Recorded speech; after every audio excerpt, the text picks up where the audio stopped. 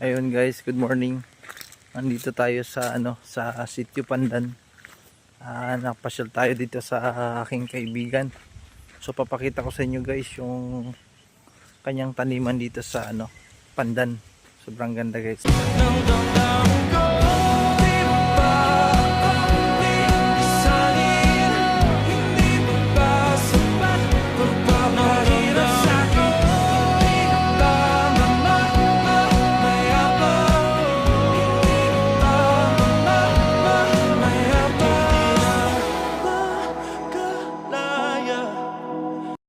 Dito kami magtatanghalian.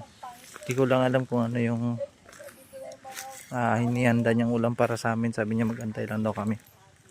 So, Pag kinalok mo ako ng pagkain at tumanggi ako, ulitin mo, nahiya lang ako nung una.